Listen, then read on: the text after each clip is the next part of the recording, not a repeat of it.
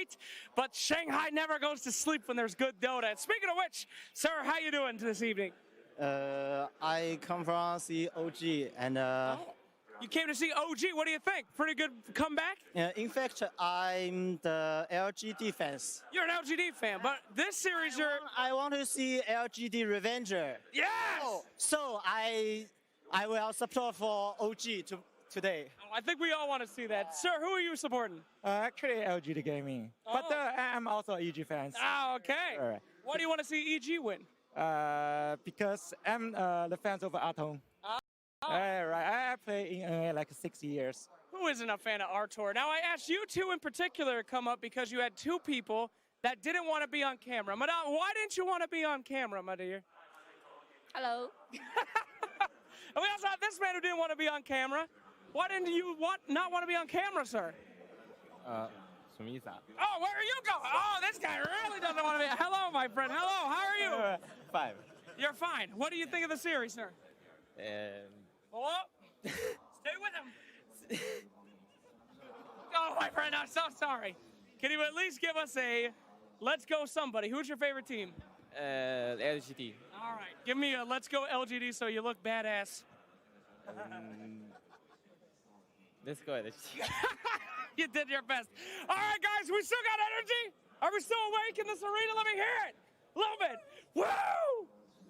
One guy back there's got it. All right, yeah! Ooh, I was worried there, Shiva. That was a close one. Thank you very much, guys. Hope you still got energy on that panel. Oh, we definitely do, and I'm already looking forward of seeing the guy that was videotaping the whole thing and seeing his perspective. Oh, man. That's great. I love it. Like, yeah, I'm rooting for OG. I mean, LGD. I mean, OG. I mean, they're good. Yeah. Why don't you want to be on camera? Well, perfect. Let me just put you in a headlock real quick.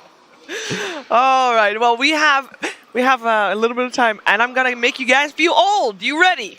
Okay. Yes. I'm always ready. All right. We've been talking about Sumail and how he won his first TI. This is his 5th TI. What? That can't be true. It is true. Why would that make Grandfield hold? He's 19. Yeah. I don't look a day over 16. I'm feeling great. What does that mean? I don't know. He's making me feel good. No, it's crazy. I remember the first time I actually met Sumail. It was a D2L, the only tournament I've ever went to in Vegas. Yeah. And he was so young. That's the famous picture with all the Chinese players behind him watching it. Oh, yeah. He looked so young, and I remember that tournament. It was not a very good tournament, and Sumail, he didn't look good. Like, honestly. He was picked super him up. nervous. Yeah, he was, and it didn't help that there was 40% packet loss during the whole tournament. But, like, this guy, he got last place. He lost to a team with Demon standing in on it. So I was like, this guy can't be the future. And then, Q forward 6 months, he's winning a TI, and what do you know? Didn't EG produce that tournament? That's you, Sheever. No, they didn't. Yeah, because No, but Conrad there was some affiliation. Yeah, true. there was strong affiliation. Conrad was like the guy who ran production. Well, it was just a trial tournament to get Sumail comfortable with playing And it worked. on stage. It worked because after that they went to DAC 2015. They went to China. They went to Shanghai and they crushed it. They went on the Storm. That was like that was EG's best time. Storm. Probably. I see what you did there. A Thank storm. you. I get it. Yeah, what a journey that has been. It's been actually crazy that EG always has been very high at the top in a lot of internationals, and right now, I mean, even if they don't win the next game, they're still top 6, right? Yes, Well, which is still really good, and I'm assuming that they're. I don't think either team's okay with that, though, right? If you ask OG or EG, are you okay with the top 6? They're going to be like, no, it's a win or nothing. It's a win or we don't give a shit kind of thing. Well, you tell me. We're about to see these players take the stage for the 3rd time in this series. Do they look like they will be okay at being top 6? No. That is the face of someone who wants to take his 2nd international. Where's first? Same And here. a second. We actually have 7 TI winners taking the stage right now, and 8 if you count coaches. It is. That is absolutely crazy. And they both look confident, right? Like neither team's coming up kind of sad. You see Sumail leading the way, smiling. No Tail on the other side doing the exact same thing. We're just ready for some good Dota. We really, really are. Now we know that the the best thing to deal with OG is ban out the IO and the MAG. We've seen OG do that, or sorry, EG do that both times around. I'm assuming it's going to be happening again. I'm curious to find out what makes these two teams, even if they don't have the IO and the MAG, what makes these two teams be such a good match for each other, because they do tend to push each other to the limits. They do. Will, you want to take this one? I think it's they have like a similar way of playing, and I don't mean like in terms of like early late game. I think it comes down like to the item timings. It's when Arteezy and Anna say like we're both ready to fight at this point. So, and they're willing to push each other at different points. Like, and also they're really highly skilled too. So it just sort of leads to like a nice chess match where one team wants the game to go and end at one point, and conversely it's true too. Like, if you see how they play Void, for example, and like how he rotates, he wants to hit his item timing first. He wants like one kill item. Same with Thompson, and that's like generally how they move around. And EG is sort of similar. They're just a little bit slower paced. Yeah. In that way. I think it's always Arteezy wants that second item. Yeah, Usually, because he went like first item BKB, right? He went like Yasha BKB this game, I believe. Yeah, and I think it's because he realized like he probably had a fight a little bit earlier.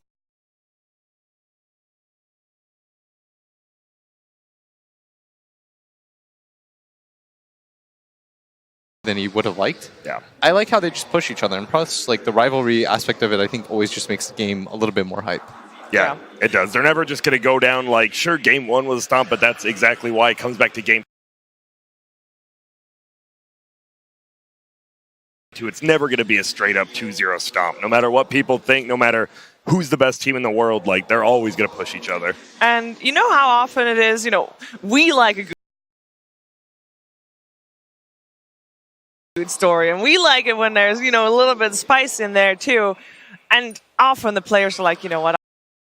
Because, obviously we like talking about this kind of stuff. I don't know what Fly's thinking. I don't know what No-Tail's thinking. These people are real people with real families, real lives, and that kind of stuff. And so I think it's important that viewers and us can kind of separate the concept of, what happens here whenever the cameras go off, when the GGs are called. These people continue leading their lives. And so you don't necessarily need to like push your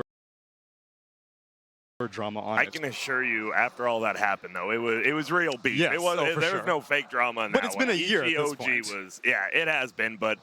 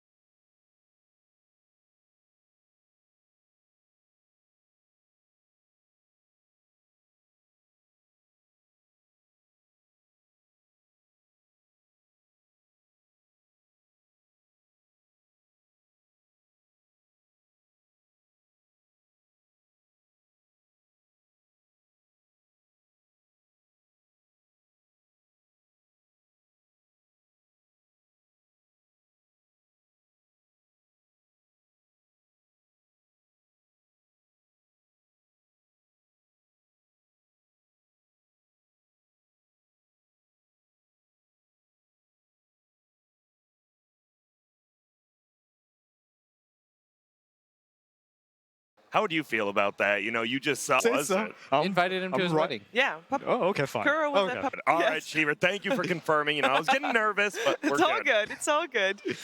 No, I think that this is some drama that, I call it drama, some beef. friction Yeah. that is definitely Things real. need resolution, Yeah, not the player. this is true. You know what we also Sorry. we need some Dota 2 to be played. We need a game 3. But for that, we need a draft. We need some heroes chosen. So let's go to that draft. OG versus Evil Geniuses. Game 3. The deciding game 3 coming up in just a second. The winner of this is going to go on to face LGD in the winner bracket final. A huge match. There is some crazy repeat storylines that could happen here. I don't know which way it's going to go, though. What do you guys think?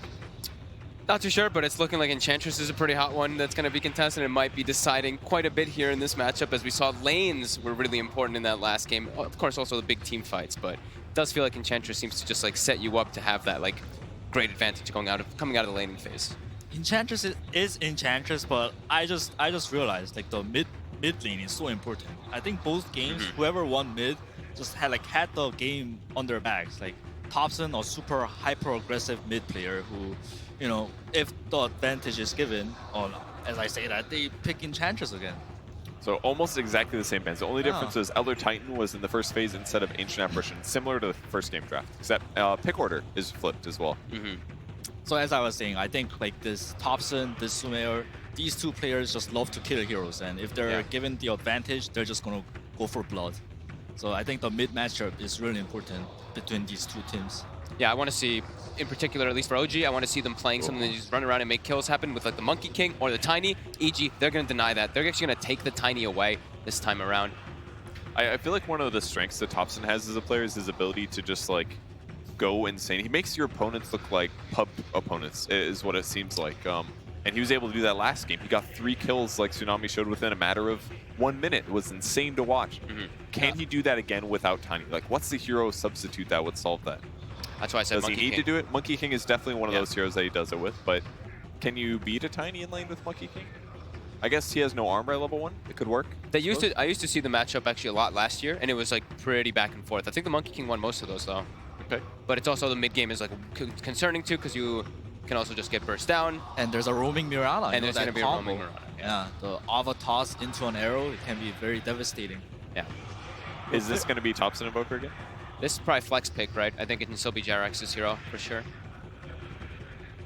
I think you leave it open until you see what lane you're against for sure in the mid lane. And I think when you have the Enchantress, it allows you the luxury of actually being able to go for a little bit more of a greedy 4 position, because Enchantress just is Enchantress, has a pretty good lane. So you can put a weaker hero with her, and then it'll transition into late game well, and the laning stage won't be terrible, right? Yeah. And like Enchantress, like I talked about, game 2 needs some AoE teamfight control, and Invoker provides that. Yep. On position 4, so yeah, it can be a position 4. I'm actually going to ban the SD, finally. Wasn't being banned out in the last 2 games, but this time I guess because they do have that Mirana, and they're not maybe wanting to have a save this time around, because last time, right, they saved that Oracle for last pick to save versus the combo. Yeah, that's right. Faceless Void was integral for OG in the late game. The mid game, he ate a lot of arrows. Maybe a good thing, but yeah, not going to have that this game. So it's going to be a lot harder for OG to set up guaranteed teamfight wins later on. Yeah, Void and Invoker is such a devastating combo together. The Void Chrono into Cataclysm in the late game is pretty devastating, so I think they're just taking that out.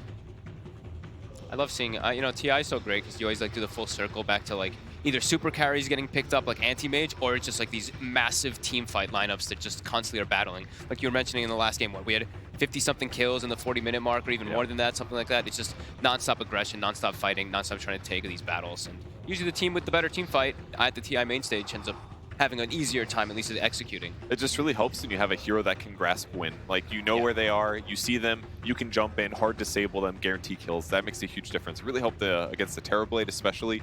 Once you Chronosphere him, you're like, okay, if you don't have a save, you're dead, period. It makes the game a lot easier. Especially for these teams too. I think EG, OG, compared to like these Chinese teams, they really love to fight early and just like spill a lot of blood. We'll see if they can do the same thing. Centaur banned now.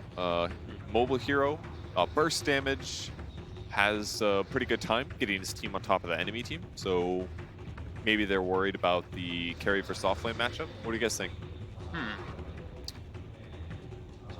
It can be a setup for the Mirana arrow later on, and it's either Stanking or Centaur, and EG doesn't have ET this time around, so Centaur ban does make a bit of sense. So you think Sanking's not as bad now? Because the ET's not there? Yeah, it's definitely worse, because Stanking Mirana, the dual combo, yes, the damage is there, but it's too like one-dimensional, the damage. Like, it's bad against BKBs, it's gonna fall off eventually because the damage is linear. It doesn't scale well. Then go for the CM that they used in the first game. I think this is also just dictating that they want to play really aggressive like they did with the CM last time. Yeah. Allows everyone to just be constantly on the map more, because you always have that aura. You can always keep pushing out lanes. You can always keep playing aggressive, and you can even threaten an aggro tri-lane, as we saw them do with that CM in the first series, or in the first game. It's a good form of damage from position 5 towards the Enchantress too, I think. Yeah, that's a good point. Our freezing field, her ultimate was really useful in a lot of cases against the PA as well. So Lifestealer looks like a pretty decent hero for OG here. yeah, I believe it got banned second phase in the first game in this similar situation. Feels good versus all these just like high magic damage. Tiny is, sure you have high armor, but very high HP hero that Lifestealer really enjoys playing versus. Yeah, the only time it's good versus Tiny, or for Tiny, is when he gets his Axe and you can do like ranged, heavy physical damage. Could be a carry that OG could be looking at here, but I don't know if they'll pick it in the third. They might save it. I mean, technically, they could have 0 supports on the board right now, a little bit abnormal. True. Anything else really good? Ogre is still in the pool. Juggernaut looks okay for OG as well. Which hero? Juggernaut. Oh, okay. Yeah, similar as the Lifestealer. Wow. With Rubik. this Rubik pick, it seems like it's an Invoker mid, right? Yeah, that's what you'd think. This is actually cool. We saw now what the LGD series. I've been seeing a lot of teams actually picking the Rubik versus the Mirana now, just because you're likely to get a pretty damn good steal. Like everything is good. Leap is probably like your worst one, and it's a triple away to either get in or get out as a Rubik, which isn't bad to have. Arrow is a great spell because you're gonna get the extra duration. Starstorm as well, you get the amplification. I've really actually been liking that Rubik pick a lot that I've been seeing from teams today, versus that Mirana in particular. Yeah, it's against CM too, which is another, like, it feels really great playing Rubik against CM. All her spurs are pretty nice. And you kind of can't ulti against Rubik, because Rubik's CM ulti is so much stronger than your ulti. Yeah. And even if he stuns somebody else, he can still possibly throw them into her, interrupt her ultimate. Yeah. So I don't know. It was a really good Rubik pick, but I'm kind of afraid for this Invokers game. Like we saw in the game 1, I feel like EG Mirana can roam to mid. Meanwhile, like Rubik cannot kind of roam to mid to kill the Tiny. And Tiny versus Invoker matchup in general, Tiny seems to have the upper edge. And we don't even know if it's I guess it's a Tiny mid. Like it should be a Mirana for Tiny mid. Yeah, that's what that's probably the more than likely. Yeah. We know Sumail loves to play Tiny as well, as we saw last year, of course, when he had the 30-something kills or whatever when he ran over the whole game. It's like literally this match and this part of the bracket a year ago. It's he the broke same heroes. the all-time kill record for a single game. Yeah. Got 30 kills. It was an insane match, and then Sumail still lost the match. That was versus OG too, right? Yes, and that was the one. That was the same thing. damage mitigation draft where they had Spectre, Io, Centaur, and I remember he's just running around and then he tossed Arteezy into the tier 4s. Of course, that happened in that game. Hey man, he got 30 kills. I do not care. You cannot say that one was Sumail's fault. He messes up once. Let it go. Ask BSJ about that. You know, he blames Sumail entirely for that game. Really? Yeah. This pick's kind of throwing me off because it should be EG crit. Crit on Dark Willow is one of his favorite heroes. He's amazing at that hero too. Yeah, wait a minute. What about a 3 Mirana? I mean, really, Mirana could hypothetically lane in any situation. That's true. I guess they could still do that 3 Mirana and then having this. But 3 Mirana with a Willow, that seems too squishy. So I think it's a mid Mirana and Tiny offlane. Okay. That makes more sense. That makes more sense, yeah. Is it that squishy versus Rubik? I mean, Willow can get 2. You get Cursed Crown, toss that on a guy, that's an arrow, for sure. Plus Bramble Mace follow-up, maybe kill potential. And crits, Dark Willow is excellent. Yeah. And Dark Willow has tons of magic damage, so she's going to be able to kill the Enchantress. She's going to rush the Spirit Vessel. It kind of fits a lot of boxes. The only thing that's weird about it is it's going to force Mirana into a weird role, potentially. Not a non-standard for the current meta. And they're going to go for that Jug now, especially versus the Willow. Yeah, I think it's so good versus that hero. Lifestealer was an option too, I think. But I think what makes Jug better? I think OG, they're the healing ward. They can just keep on there's 2 heroes, the Nature's Enchantress is here and Juggernaut healing ward, so they can just keep being on the map. So I think the Jug is better versus the Willow overall because you can actually do something when she's inside of her realm. You can actually spin and do some damage as well. It's small, but it's something. All right, last phase of bans here. Oracle banned out once again. They're anticipating the save hero. Any other save heroes? Do they need a save hero with the Jug carry? He can kind of protect himself. There's no BKB piercing disables on EG at all right now, so that spin is going to be really useful for himself to protect him. Now, one thing EG is actually really missing this game, unlike what they had last game, was they don't have a setup stun other than Tiny. So it's going to be really difficult for Mirana to get arrows unless it's like Dark Willow. Basically, it's a delayed stun. So They have Frostbite. I mean, it's not amazing, and it doesn't usually come out like laning phase really, but I mean, correct. Yeah, it's not an easier combo to hit. Yeah, it's still But when BKBs come out for OG, then they Yeah. will have defensive options against EG's Krinko. So they go for Sand So that's their... That's their 5-position Enchantress then, right? Yeah, that My makes Right, sense. that's the no-tail Enchantress. It's a very weird lane, but I always see Notail pulling it off. The Enchantress and the Juggernaut lane. Usually Juggernaut wants some disable from position 5, so they have that nice disable into split combo, but let's see how Notail pulls this off. Yeah, he can also so he has also the Dispel as well versus the Willow. That can be kind of nice to. Actually, what am I talking about? Sorry. Other way around. Yeah. You can't dispel Just yourself. kidding. It's okay. We all make It's mistakes. it's been a long day. Your mistake was way less egregious than mine was. So I'll let it go. It's all good. I was like, what am I saying right So now? what is the carry hero needed for EG here? I don't know. Maybe That's a question you're supposed to answer. Maybe it's Slark. I can see Slark being okay. Arteezy Slark. Oh, whoa. Anti-mage. This is what we said, right? The anti-mages, they trickle back into the TI meta. And he's versus that, potentially what the core, I mean, not potentially, but the core Invoker. So, high mana pool. But I don't think it's the strongest hero this game. Why do you think they went for it? Jungler's pretty good against anti-mage. Yeah. I think they went for it because it's really great against Sanking and the Rubik. Like lane-wise, it'll be easy. Lane-wise and game-wise. Lane-wise, I'm not so sure. Like he might have a tougher time, but I know like in-game it's gonna be pretty easy. But Jungler is pretty good against anti-mage.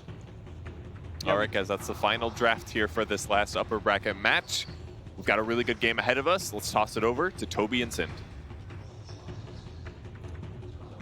It is game 3, it's the decider, but who this time around will take the 2-1 and that winner's bracket position? OG and EG, interesting drafts once again. It's always interesting when you ban out of Magda and Io, but you're loving a nice little switch up from OG as far as the lane rolls go. Yeah, they gave away the Enchantress again, and as the panel was talking about, this Enchantress, wait, they picked Sand King, this Enchantress has got to be support now, and that's why they picked the Anti-Mage. This is the worst match. I love playing Sand King. It's one of my favorite off-laners. I hate playing against Anti-Mage. It is so bad of a lane matchup, and that's a big part of the reason EG picked it here, is to force that matchup as well as it being good against the Invoker in the game. However, OG step it up a notch. They're like, okay, we need to solve this. You saw them in the booth. They were doing their math, and they've decided that they will put the Sand King position 4, and Notail is playing 5 Rubik. That's how important it is for them to solve this problem. It was kind of a checkmate situation almost, but they got out of it. And now it's just a matter of, can they salvage the lanes? Can this work with this support duo? It's very unusual. The panel was already saying, like, somehow Notail makes the support Enchantress work as well. Yep. Now, making the support Rubik work. How do you try and lane this up then to make it actually happen? We've seen Seb do his work. Chirax was, in my mind, amazing in game 2 on that ES. He's still going to play the same team role, team stunner, team fight role that OG really need from him as well. But how do you still ensure that Notail has a good game on this 5 Rubik? Well, fortunately for him, he's laning with a strong carry in lane. Juggernaut is a pretty good laner, and there's no matchup in this that he totally can't deal with. So it's not a combination, right? Like Rubik and Juggernaut together is spin and telekinesis grab. It's old, but it could still work. But the problem with that is Rubik deals so little damage. That's the problem with that combo in the start. When Rubik hits level 3 and has 2 in Fate Bolt, sure. But if you compare it to something like Lich Jugger or Crystal Maiden Jugger, there's just way more in the way of damage from those 2 supports in the lane. So it's definitely a weaker version. But I honestly, I just love it from OG that they're doing this, because I think it's a very creative and probably ideal solution to the problem that they have to solve. The question is if it's good enough. And it's also about what lanes they get. Because sure, you get the core Sand King out of the problem against Anti-Mage, but guess what? Support Sand King also hates facing Anti-Mage. So you still need to get the lanes right and go from there. And it looks like EG might have the right read in this game. They've put their tiny top so far. And Anti-Mage is down on the bottom lane with Fly. Yeah, they want the Anti-Mage to avoid the Ench. So that will mean Anti-Mage will not play against Sand King. So there's a bit of a win for both teams in that sense. Sand King will have a better time up here, but Anti-Mage will also be avoiding the Ench. That was nice from Fly, right underneath the Juggernaut, grabs the rune. So it's 3 for 1 at the very beginning. This aggro trial from EG is very unorthodox, by the way. Crystal Maiden, Dark Willow, Anti-Mage aggro trialing. It's like, you go for the Nova, then they have to navigate the Bramble at slow speed. Like, this can't last for long, can it? Well, it's kind of good news for Ana. He's good against this lane, but N0tail could have a very hard time. And the question is how much farm he's going to get. Oh, that's some really good damage into Ana already, actually. They're playing without a healing salve. Meanwhile, bottom lane. Yeah. Bottom lane they go ham. Sumail's taking a lot of damage. S4's having a hard time walking away from Jirax on the top. Got a nice observe ward under, like, just on the other side of the trees. So they're able to see S4 any support that comes his way. Mainly the T-port from Fly. He got 3 free hits in on Ana, just burning off the mana as fast as possible. So Ana has to dig into the mango to spin later, and then that's a great bramble. That's some serious damage. Is he gonna spin? He hasn't left anything up, and 0 HP. Ana is down. Crit gets the reach. He refused to skill spin because he feels like he needs healing ward to sustain. Absolutely no sense. And he TP's back down. He still hasn't put in his skill point and hasn't bought any extra regen. There's no salve still coming in. N0tail had the gold for it. Honestly surprised that they didn't drop some regen and bring that with Ana's TP. And now the EG have the advantage. They're moving Fly to the top lane. 8 for 3 against 1-0. That's a tri-lane well executed in the start. Mid. The jump came in. Topson and Sumail. What a surprise. Killing each other into the tier 1 tower. Sumail gets the kill, so he'll get the XP. Yeah, big winner there, Sumail. He got more gold and he got the experience. So he's going to feel good about that one. Because that's just the way the mid lane gets to work when it's a 1-1 trade. Sometimes the guy who... One tower, beating into Sumail. They both have to start munching on tangos and dropping down a half-life bottom lane. Arteezy, he's going once again on Ana. Ana still holding the spin as Arteezy drops low. They just want to get some experience into them. While S4 enchanted up, buying Jirax some time to attack, and he's body blocking S4. Trying to buy more time for Seb to get damage in, but S4 will just salve this off. In the meantime, bottom lane, they're out of regen. OG completely dry. Actually, never mind. Ana got a Tango pack left. But no salve still. No regen, no mana, N0tail. Get the bramble. Quintus, like, working with Arteezy, you burn up the mana, and then it's just easy harassment from range. The good news for OG, though, is the top lane is going well. Seb has great farm. They're shutting down the Tiny nicely, as they should be, with the head start they had. But the other 2 lanes going well for EG. And this time around, Arteezy's not getting shut down. And the way they've been playing this series so far, I think you can consider this an early lead for them. That is what they want. Anti-Mage to have a beginning that he can work with. Is that a healing? That's a Ring of Health flying out? No, it's a Wraith Band and some more regen for Arteezy. So he can keep on the pressure. Just loving even the fort was used. I think that was actually so the tree toss from S4 wouldn't get the kill on the range creep on top lane. They're really just trying to keep him down as much as possible, and they have. He's, as you said, he's 5 for 0. The lane's looking good, but bottom lane, Arteezy just gets more and more time to beat into him. And now another root blink forward from Arteezy. N0tail navigating the brambles. He'll get the space, but he will not escape crit. Ana was trying to stand on top of him, I think, to make it a misclick from crit, but it won't work.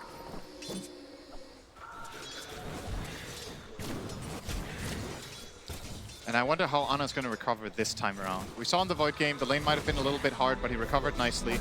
This time around, it just feels harder. Their lane, his Rubik Jugger, how are they supposed to kill in this lane? It's an Anti-Mage and a Willow. You can, maybe you can get a lift on the Willow and toss it into a spin, but it's not enough damage, and the Anti-Mage is just flat out unkillable. Look at Willow just leaving Arteezy even to go into mid. They're trying to get Tops and Brambles. Yeah, Tops! He was standing almost smack bang in the middle of one of crit, and he just moves a little bit further north and dodges. Nice movement from Topson there. That could have absolutely been a kill. And what does Ana and N0tail do instantly? All right, well, it's time to do some damage towards Arteezy. Hopefully I get 1 crit, and he got 1. Oh, he got tossed up top. Seb got tossed into the tower. Too deep. Oh, no, he can't die here. That's real bad for OG's laning. That is such a big kill. And now Jirax might have to... He might have to yield on the bounty runes too. He has no Enchantress to help him out, so OG will get 3 runes, or EG, sorry, will get 3 runes, maybe even 4. Sumail. He's moving over for it. That's a Seb is too late. Too. 4 runes and a kill on the Ench. Seb was out of position and got tossed. I like how Fly is not even grabbing it. He's waiting it out. Maybe he can even get some bottle charges if he wants to help out. Jirax waiting on the top lane. S4's nearby. They'll go for the Frost. Quick Mango. Anything they've got. Jirax, he's invis for the moment. The tree toss, a little bit off target. Jirax able to dodge. But this is some time that's being wasted by Sumail looking for this kill. He'll take the catapult up on top, but Topson's in recovery mode in mid, while this rotation doesn't net a kill. Are EG going to swap their lanes so Tiny goes mid now, or what's the plan here? It's like Leaving the lane empty like this is a bit odd. I think they're trying to wait until S4 returns to the lane, and Supposedly. now the TP happens. Now he's half a level behind Thompson though. Ana is getting forever rooted by Crit on bottom lane. There's one Tango left. He'll have to consume the Mango in order to have enough to get the healing ward down, but how is he meant to be farming under here? And instantly taken care of by Crit. There's no sustain at all. It's almost like there's no hope for Ana down here. And Crit gets that extra mana coming in constantly from the Maiden Aura. He might be dying here though if No-Tail gets the lift. JerAx is in range. Not anymore now. He's gonna wrap around. Like, which one's real? I need to choose. I prefer to get the kill over on Arteezy, but it seems impossible unless they have full control. Pick up, throw down. Oh no! The spell shield's leveled up at 4, and Arteezy just trades places with JerAx. And then into Bramble. Arteezy jumps forward. S4 survive with the avalanche. Crit. Level 2 in Shadow Realm has more than enough damage to pop Ana once more. His second death of the game. That's going to be a Ring of Health for Arteezy now as well, coming in a sec. Going to be furthering his lead in this lane, making the harassment that bit harder. I almost feel like Seb is taunting to try and get EG to come back to him. Oh, I'm sure he's muted. Don't worry about it. There's no way. He's absolutely muted.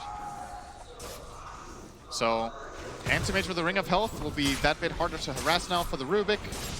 He's going to continue his farming down here in the bottom lane. It really the big feels difference. like Thompson's just had the last 3 minutes by himself in mid lane. That's the biggest difference between this game and the other Invoker game, is that Thompson is having a much better time this time around, and we know what kind of tempo he can set for his team in this kind of games. But does he have targets? It's hard to kill Willow as Invoker. It's hard to kill the Anti-Mage as Invoker. It's hard to kill Mirana as Invoker. And even the Tiny, the targets, it's easy to kill Maiden, so that's nice. It's almost like you need to pick up an Orchid in order to get the kills on these guys, so they don't counter you back. He needs someone to combine with, but the best player for him to combine with is a Sand King, but he's bottom lane. Yeah. EMP, they just need to change the turns, make sure there's no blink away, and Arteezy. Spell Shield won't help you there. 4-man gank, the lift. And instantly back into mid lane, he'll miss one melee creep. So efficient from Thompson's rotation, but EG's trying one of their own. Under their own Dire Observer. Seb, you've been taunting for a while. You've been asking EG to kill you. And, well, you may get exactly what you wish for. Seb gets to 1 level up in attendance, stick charges, but he's got the Curse Crown on him. He can't walk this off, but TP's coming in from Rubik. No-Tail will look to create the space, and Seb, well, he can walk it off. Even with his tree toss from S4, I don't think he's got enough damage, and even No-Tail de-wards the ops. Thompson being super annoying mid. Arteezy does have the Maiden Aura though, so we'll get mana for Blink a bit sooner. Has the stick charges if he really needs to blink. Seb's just moving over. It's like, okay, well, Curse Crown me. Thompson's ready to fight. Thompson, in fact, please stun me too. S4 able to do it, but JerAx, he gets a double stun of his own. They get the telekinesis grab over on S4, but JerAx, he's focusing over on Crit, using that cold snap for the control. S4 now comes up as well up the hill, realizes OG owns this part of the map with the impetus. He actually gets the damage. He'll die from the fall. JerAx, not the perfect layer, but it'll still work nonetheless. Samel, Ben, burned out of mana. He's bottle charging up. Seb needs to give the attendance over towards Thompson. Now they can turn their attack over. Fly, he's arrived as well, looking for that damage. Have they got enough? Samel has the leap distance to get away to safety. And Crit, he wants to turn around. Thompson, again, that Curse Crown. It's going to get the stun. The Quas, it will not be enough life and sustain to keep Thompson alive, and Samel will quite happily take that kill. Man, there's so much happening on the map right now. And guess who the biggest winner is, as it always is with OG? Ana was bottom the whole time. So much space being made for him. He's caught up. He's actually overtaken Arteezy now after that very difficult laning stage in the beginning. The 1 kill they got bottom, and then this move mid just created a lot of time for him. 10-minute runes, here we go again. If you thought it was going to simmer down, JerAx will take the bounty to begin with. They're looking over towards Crit. JerAx looking to actually cut through. It's a level 3 burrow range. The Shadow Realm being used to just protect Crit for the moment. And he'll slap an extra attack into No-Tail for sure. Meanwhile, Thompson alone in mid lane. Yep. It feels like the old classic. As you said, like, Ana gets space, but then when you go down to deal with Ana, you deal with another lane, then Thompson gets space. Like, which poison do you want to die to here? The only other choice is to kill them all. EMP Tornado from Thompson in mid. Crit. He's ready to move around to work here with Fly. Sumail will take the damage. He's got the one charge with the Curse Crown, and Boka's not walking out of here. He'll go invis, but it won't help him. In the meantime, though, Arteezy is not getting a single creep. OG are putting their own pressure up top where Arteezy is playing. With the siege creep. TP. Arteezy jumps in, untouchable. That takes a long time to get one attack into Seb. He'll move into the trees. The attendants, they're going to wear off right now. But Arteezy's blinked himself forward, so Seb is quite happy to do max damage to that anti-mage. A quick Curse Crown on Jirax. He's got Pyro Strike available, waits it out nicely, gets a stun through the Shadow Realm, and then dodges the arrow of Sumail a little late. And now that leaves Crit stranded. There's little to no damage he can do to get any kind of rebuttal, and the rest of his team has left him for dead. I think the arrow wasn't ready, or Sumail would have definitely got that on the crown. Probably had a minor cooldown from the... Oh, did he even use it? I'm actually not sure. That was just... On the crown? The arrow? It got thrown at the end, yeah. Yeah, that was a guaranteed stun if he used it earlier, so maybe it was on cooldown there. S4 will be pressuring bottom while all this is happening. Yes. And what does Seb do? Seb's going to defend it for now. He just walks in. That's fine. What are these creeps going to do? They'll swing their arms up in the air. For Detroit. A lovely city. Damn it. Oh, I got it before you. Oh. Hey. My joke. Hey, I got you with the Ghostbusters, man. I got you with the Ghostbusters. Oh, I was not thinking about that one. Yeah. Does anyone even know what that song is, or are we just proving our age? Everybody knows that song. Really hope so. Most people don't even know what Bonanza is. Up from S4. They want to try on Ana here. This kill is actually flat out impossible for these two heroes. He can spin CP out. Yep. Problem with the Avalanche, never a permanent He doesn't have a TP. Oh, Shadow Realm will take out the healing ward. Jirax is nearby. He may have to Burrow Strike to create some space, or he's just like, okay, Hannah, I'm sorry, man. You can only slash if you want to, but you're dead. Oh, I didn't click him to check if he had a TP before that, but EG very clearly did, and they ran him down. That is a huge kill. He was the richest hero on the map. This seems to happen once or twice in every game. Ana is just being left alone and will get killed once in a while. These kills are big. I remember the analyst panel, they're talking about like the way OG plays, like, hey, we're up on the top lane, and it was always Seb who was kind of the one who was out too far. It's like, hey, come and kill me. How many heroes did it take from EG to kill off the Juggernaut? Yeah, he's worth a lot, but then you get heavy damage into the tier 1 towers. Seb, who was the #1, they're giving more back into him, and he's going to try and return it in with a drums build early on. And just add that level of pressure. And meanwhile, Thompson also farming up. Straight into Spirit Vessel, no Hand of Midas on this Invoker. And there's another big item coming up soon. This one is for EG though. It's going to be the dagger for S4 and 100 gold. Some really good targets for him in this game. A lot of the Radiant heroes don't have too much max health. The Rubik support dies very easily. The Invoker dies really easily. The Enchantress also dies easily if there's a little bit of follow-up. Speaking of Enchantress, they're actually, again, they're trying, I mean, it's not happening. No. There's more support coming in under the cover of smoke to both sides. Arteezy was being hunted, but Arteezy's game sense is tingling. And he just moves away and goes down to the Trinity camp we were talking about. Oh, I'm being invaded in my own jungle. The Observers and Sentries now being dewatered. Bottom lane, Seb. Yep. Okay. Fly. Okay. Hey, real CM's channel full duration. They threw everything in the kitchen at him. Not just the sink that time. Oh, they'll get a lot of it back. Sumail's found a regeneration rune in bottom river. Sumail not skilling Moonlight Shadow, by the way. What is this? Not a single point in it? I mean, he could only have one, but he's level 10. He went for the 200 health instead. It can be really useful for his team. Like, it can be the difference maker, but whether AM survives a gank or not. Is that worth 1 point in arrow? I don't know about that. Okay. I was actually kind of wondering too, like how he would build in. We were kind of tossing up like where do you get a lot of your physical damage from? Like how do you make sure you like obviously there's no physical build coming in this time around. There's 200 health. We're not going to 15 damage, and he's going in for Aghanim Scepter. Huge lane clearance, and something that OG may not have an easy answer to. Like both cores are going for Battle Furies, but Anti-Mage as well as Mirana, they can clean waves up so quickly, and they're so highly maneuverable. Mid tower. Yep. TP comes in. Avalanche. Quick spin from Ana. The fear will be there, and that's going to force the Enchantress to run away. But Ana's in pretty deep. Still has Omnislash available and a heavy amount of damage thanks to the Demon Edge. And Crit, well, he'll stand there and he'll tank the entire Omnislash. As the rest of EG back up behind the tier 2. It was a good idea from S4, but he missed the toss on. He's got a lot more. Avalanche tops up into the arrow, and Thompson's trying to help out with the cold snap, pushing Sumail away. Enchantress now going to get the sprites off. N0tail still there. The mana boy. That's easy. Oh, the tornado! The EMP. They're all bone dry. It is an absolute drought of EG.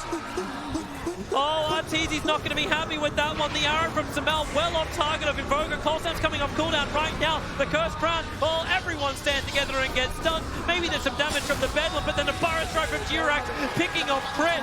And this game has escalated quickly. Meanwhile, Anna up in Norway farming the top lane.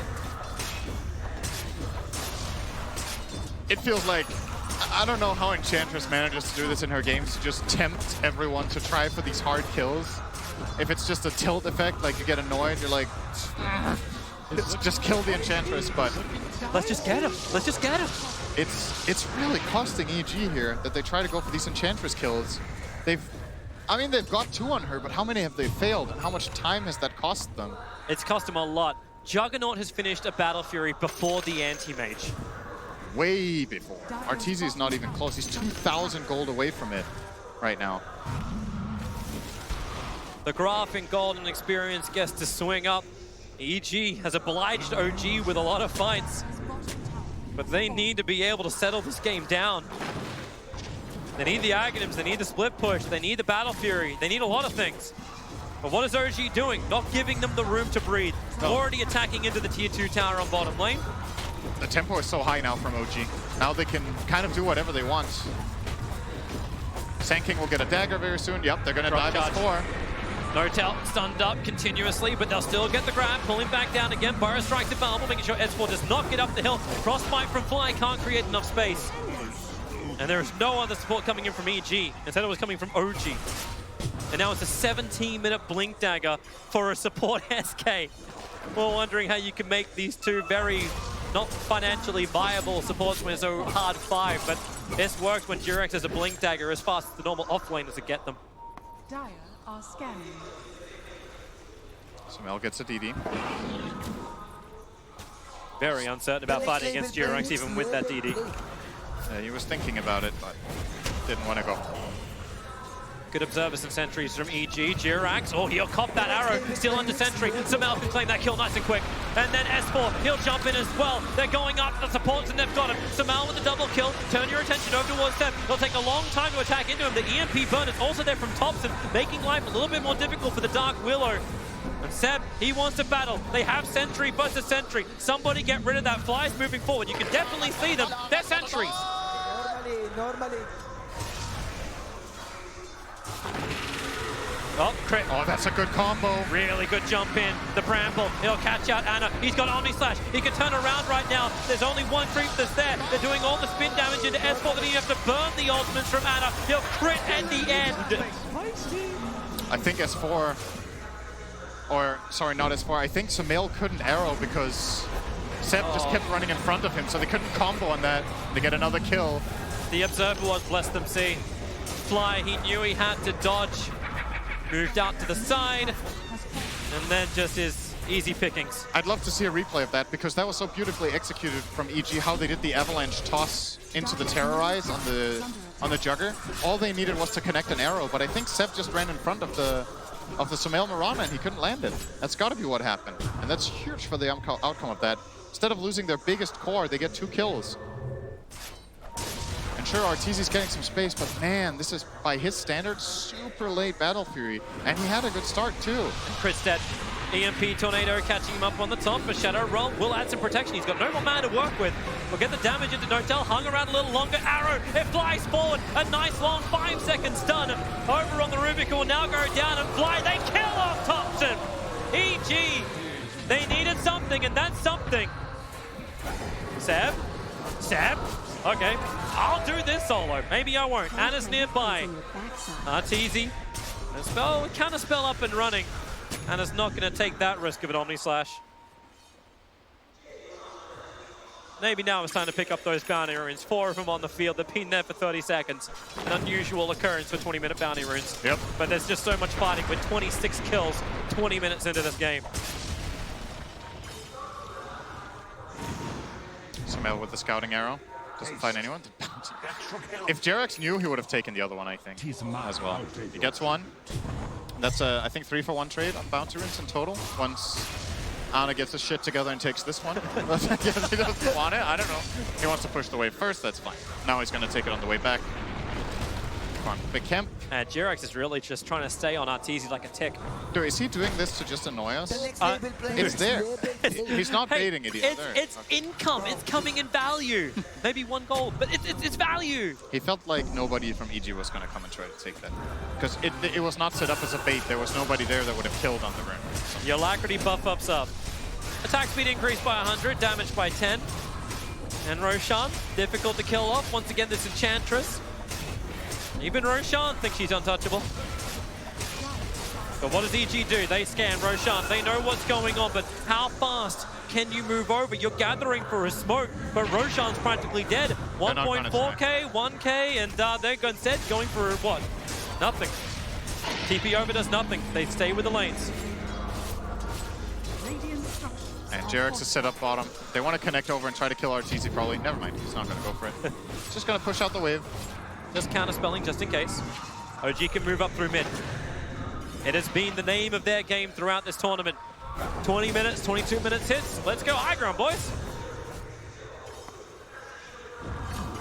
Ana the front liner. Alacrity him up. Able to get quick entangle, but hey, spin's also great from Ana. Sumail's getting some level of damage. They have so much sustain. They have the Enchantress heal, they have Healing Ward. They're going to go in with the next wave. He has the spin and Alacrity. They're just going to slowly chip this down. And Arteezy, in the meantime, has to try to get as much as possible. They don't want to take this fight because, realistically, OG are not favored in this. Here we go again. Spin, attack, Fortify has to be used. Arteezy, as he said, like he's refusing to join this fight. EG just have to hold the high ground. They might have to lose a Rex too, actually, before they can fight. I think Arteezy without Manta in this game is not going to be particularly useful. Topson's hunting. 460 move speed inside of that Ghost Walk. Yeah, looking for a target, actually just inside the smoke. Like that's OG not Ghost backing Walk. off, this became pretty obvious to Arteezy that something is up. But this is the thing about Crosswix Invoker compared to Exhort Invoker, is Invokers playing this build are generally really high on mana, so you will be looking for, okay, maybe Arteezy can come in toward the end of the fight and get a big mana void that gets kills, but if you hit the CMP on a couple of heroes, you're super high on mana the whole time. And even that won't be an option for him. EG's coming out. Moonlight Shadow and Smoke being committed.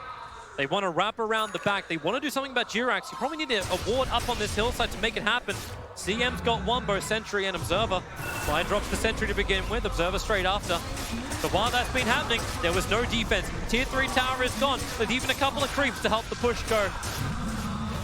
Ana spins. Now he's going to take the melee ranks.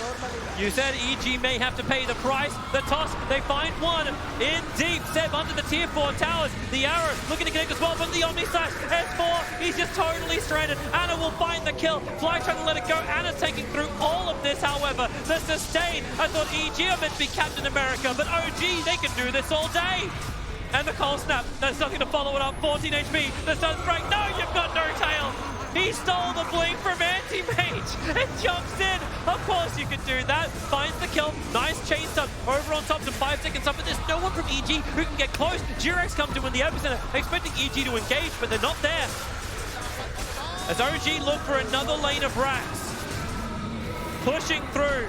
Crit, he's getting the chip damage into Topson. Where's your jump? Arteezy is still farming in mid lane. He will not join. Anti-Mage has not finished farming, but S4 is dead for 70 seconds. He's losing his teammates. And what does Arteezy want to do? The answer for Anti-Mage, keep on farming. What's OG gonna do? Keep on pushing? Sounds good to me. There's no Tiny for 50 seconds. This is... It's over. They don't have the damage. They can't kill these heroes, I think. Jump in. Look for your target. Mirana, Sumail, he's leaping the wrong direction, but he had no other choice. He tried to get the Aghanim's damage out, but now he doesn't have a way free.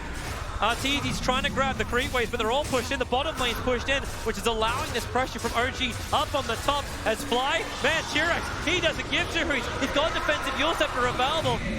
Crit will get some chip damage into N0tail, but he has to fight. BKB is up for Arteezy. Now's the time, but he's getting picked up, thrown away. All that farming, and what did it achieve? Arteezy, well, it'll achieve 1 kill. Overrun to N0tail.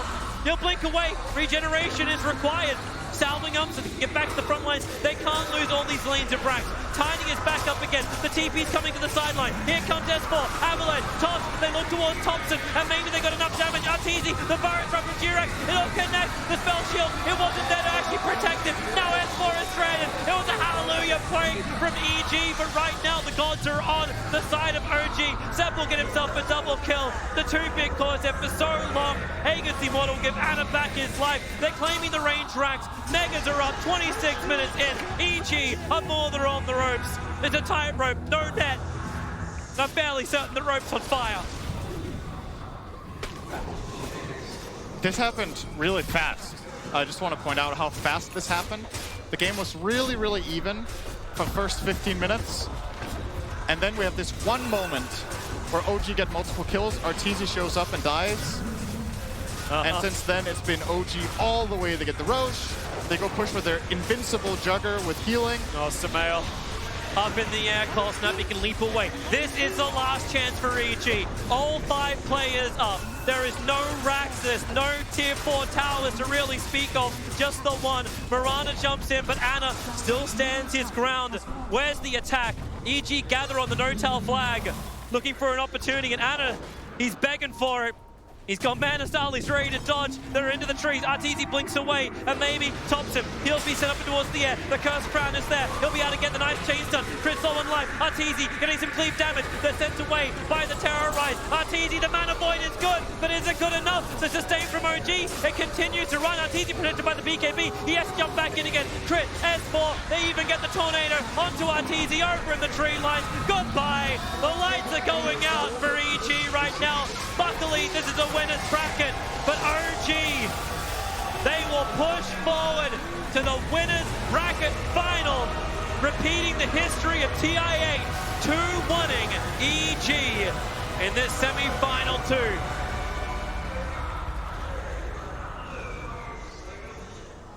That's, you know what? This game is Anti-Mage in a nutshell right now. If you have a good start, you have a good landing stage, this hero, it needs time, it needs space. Arteezy, with just these 2 deaths and the limited farm that he ended up having, just gets overtaken. He gets eclipsed by this Juggernaut super quickly. And then when it comes to defense, well, guess what? You have an Anti-Mage. It's kind of 4-on-5. OG run them over, they put so much pressure, they take the Roche, they go for all the racks in one streak.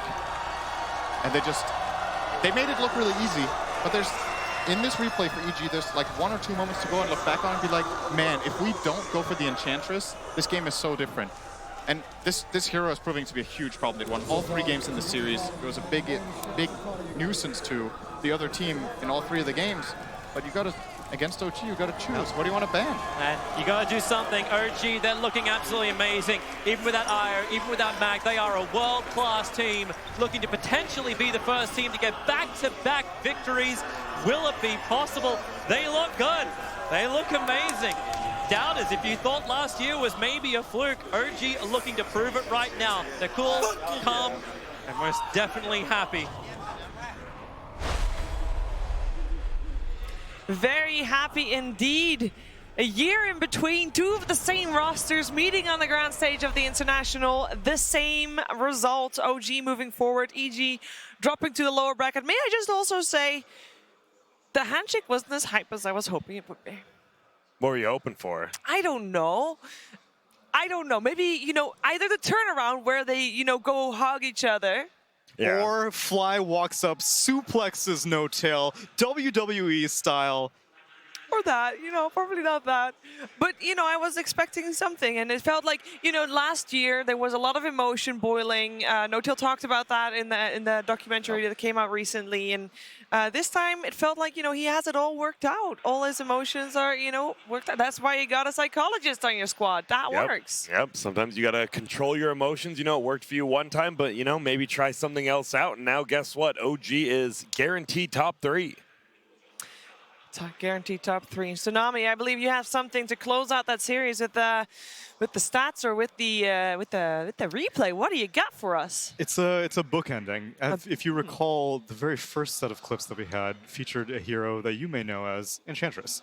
Now, Sind had a great question. He saw a combination in the works, and you can see it already developing here. This is Dark Willow. She's about to terrorize this spot. You may see some little rocks lingering around. It was just freshly avalanched.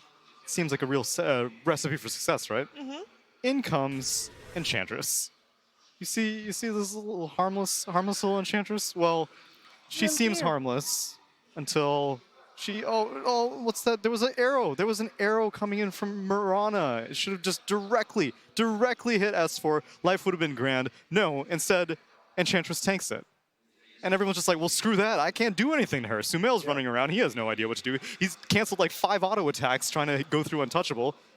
Ana gets out okay. Sumail's he's still trying. He's still trying to auto attack. It's not going to happen. Enchantress, please, can I get some, wait.